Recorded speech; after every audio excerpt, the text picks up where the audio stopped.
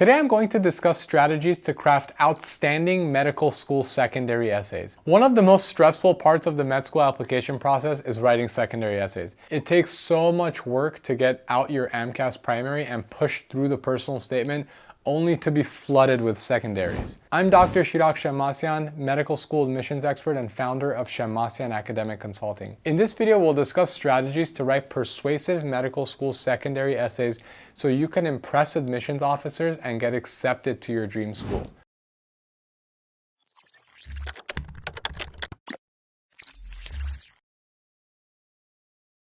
Most of the schools you apply to will send you secondaries, so you might have to write as many as 20 or 30 secondary applications depending on the number of schools you apply to. You should plan to devote much of July and August to fielding and completing your secondaries. It's also super important to stay on top of these secondaries because you want to return them to the school within about 2 weeks of receiving them. With all that in mind, med school applicants often want to know, how can I possibly manage all of these secondaries? I'm going to talk today about a few strategies for tackling med school secondaries. Number 1, understand question types. You'll see a lot of questions repeated on secondary applications. 3 of the most common questions are what we'll call the diversity question, the adversity question, and the why us question. The diversity question might ask how you'll add to the diversity of the school student body, or it might ask about your experience working with diverse populations. The adversity question might ask about what kind of challenges you've overcome or how you respond to stress. Lastly, the why us question. Of course, you'll see other types of questions too, such as what have you been doing since you graduated, or what are some of your most important experiences in medicine, but these 3 are a great starting point. Number 2, pre-write modules.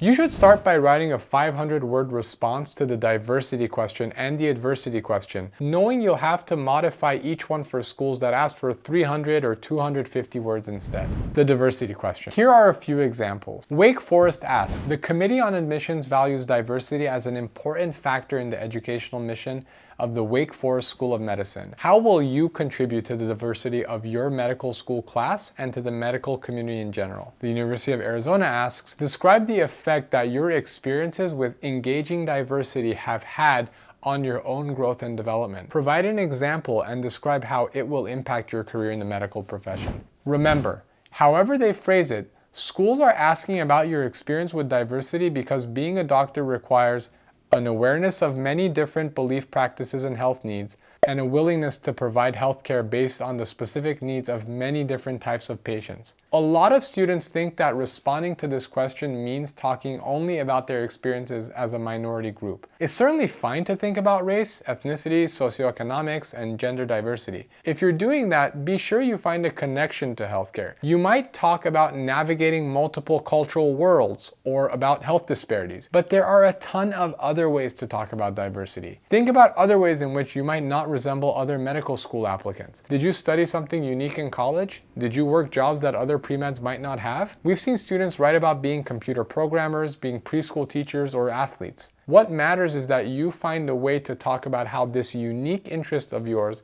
is going to make you a better doctor. The adversity question. Here are a few examples. Pitt asks, tell us about a challenging problem you faced and how you resolved it. UCLA asks, describe a problem in your life, include how you dealt with it and how it influenced your growth. It's easy to see why schools include these questions. Medical school and professional medical life will both be incredibly demanding. These programs want to be sure you're resilient enough to handle stress. They'll also want to see how you learn from times of trouble. Your job here isn't to discuss a major traumatic life event, though you can if you think it will serve your application. A challenge can be a problem you encountered in lab research or an issue that arose in your home life. You just want to make sure you pick something that you grew from. You should spend part of this essay explaining the challenge, but most of it reflecting on what or how you changed afterward. The why us question. Here are a few examples. George Washington asks, what is your specific interest in the MD program at GW? What opportunities would you take advantage of as a student here? Why?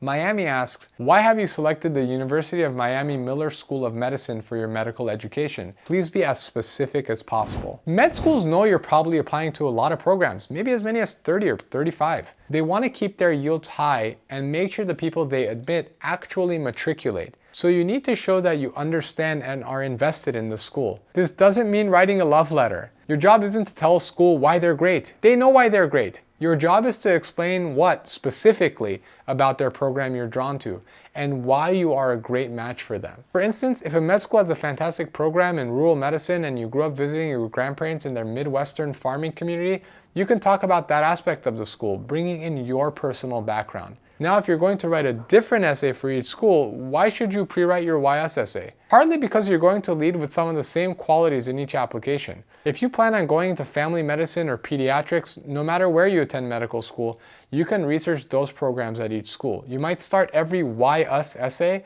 by discussing your first experience working in a pediatrician's office, but then you'll customize the second half of each essay to fit a given school. By the way, this is a reminder to choose schools you're really and truly excited by. Number 3, the 3 R's: reuse, recycle, but always read the questions. You'll keep returning to these pre-written modules as you go through your secondaries. And as you see other questions get repeated, you'll probably be able to recycle a lot more essays. Just remember to always read the question carefully so you don't accidentally answer the wrong version of a prompt. An application that asks, "How will you contribute to the diversity of our student body?" isn't exactly the same as "Describe your experience working with diverse populations." It might include some overlap, but you'll probably have to tweak what you've pre-written in each case. Here are a few more common types of questions. The gap year question. University of Maryland asks, "Please explain what you have been doing during the 2019-2020 academic year.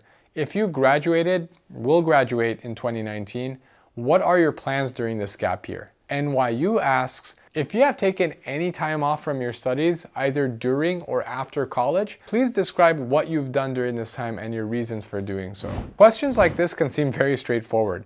Depending on the word or character limit you're allowed, the school might really only want a 1-word or 1-sentence answer. But if you're given more space, you should be prepared to treat this as a mini essay. Craft a thesis about how you spent your professional or post-grad life. What went into your decision to take time off? The clinical exposure question. Eastern Virginia asks, "Briefly describe your exposure to medicine." UConn asks, "Highlight your experiences in the healthcare field. What insights have you gained about potential problems you will face as a physician?" You might find yourself repeating some of the activities you've listed in other parts of your application, but this isn't a reiteration of your work and activities section. You should be thinking about telling a story of yourself that's explicitly clinical and professional. Now is the chance to articulate a clear thesis about how your medical experiences built on one another and led you to your current interests. The specialty question. Many schools will ask you to identify specialties that interest you or the kinds of communities you hope to practice in. Here are a few examples. Johns Hopkins asks, "Are there any areas of medicine that are of particular interest to you? If so, please comment." Medical University of South Carolina asks, "What areas of medicine are you interested in at this time? Or what areas do you plan to pursue?" Texas Tech asks, "Select your areas of interest. For each selected area, please list related activities, completed, current, or planned. Practicing in an underserved area, rural health, medical research, medical academics, primary care, border health, or other."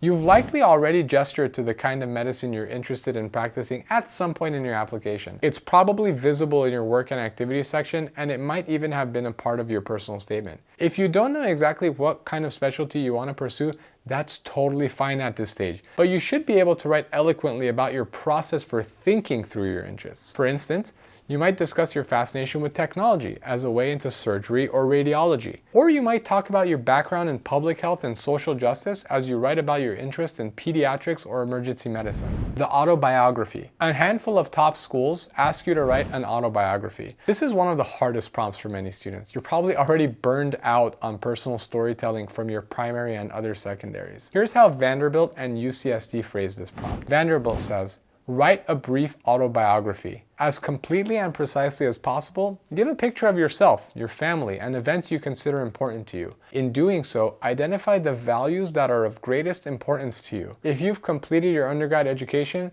please comment on what you've done or have been doing since graduation." UCSD writes, "This should be a true autobiographical statement. Topics to be included are family, childhood, primary and secondary school years, undergraduate years, and, if applicable, what you've done since completing your bachelor's degree. You should also discuss the motivational factors which led you to a career in medicine, including any disadvantages or obstacles which might put your accomplishments into context. A repeat of your AMCAS statement will not be acceptable. Please note, if you're applying to the MD-PhD program, please include why you are specifically interested in seeking MD-PhD training at UCSD. These are doozies. You'll need to approach them with as much care as you gave your personal statement.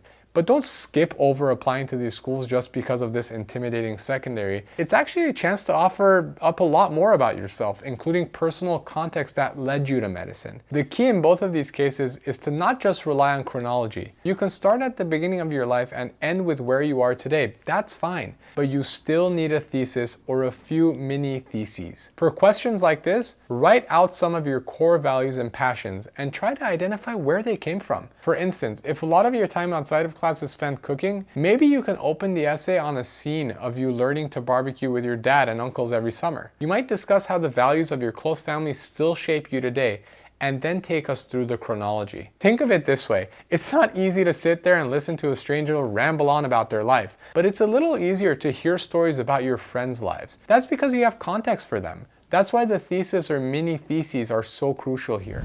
The optional question. Lots of schools will tag some questions as optional. These are truly optional. Don't force an answer if it doesn't come naturally. My fourth strategy. Apply to additional schools once you've written your essays for your core list. After you've gone through your initial 20 to 25 schools, if you want to apply to more programs, you can.